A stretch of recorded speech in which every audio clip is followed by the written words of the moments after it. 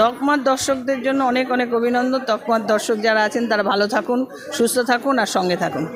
আমরা যদিও জানি যে প্রত্যেক দিনই আমাদের মায়েদের দিন, মাকে স্মরণ করে, মাকে মনে রেখে, মাকে ভালোবেসে আমাদের দিন শুরু হয়। দেশে বিদেশে নির্ভীকতায় সাহসে একটাই নাম প্রকাশে, তকমা তকমা তকমা।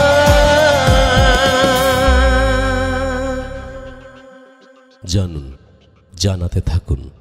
মায়ের হাতে রান্না, মা যেটাতেই টাচ করে সেটাই আমার কাছে গোল্ড মনে হয়, সোনা।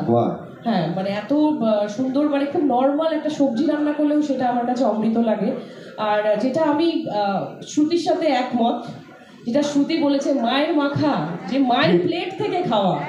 আমার মা একজন ভেজিটেরিয়ান প্রপার, হ্যাঁ, কিন্তু মা যেটাই বানায় সেটা আমার ননভেজের থেকে অনেক বেশি বেটার লাগে খেতে, কারণ জাদু আছে সত্যি কথা। আর নিরামিষ রান্নার একটা আলাদা মজা আছে, আর যারা নিরামিষ খায়, যারা নিরামিষাশী, তারা আরও বেশি ভালোবেসে রান্নাটা করে, স্পেশাল করার জন্য। হ্যাঁ, একদমই।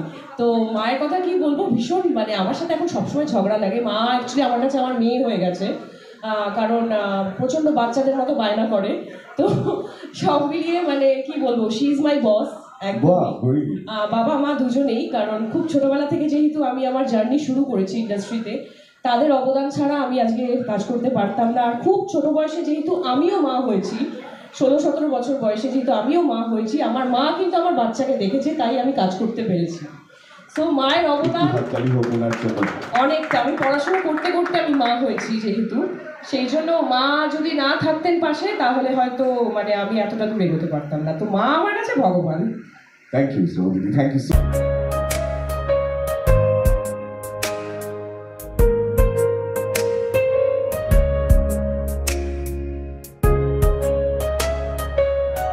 ঢালাই হোক বা ভিত, এই সিমেন্টেরই হবে জিত।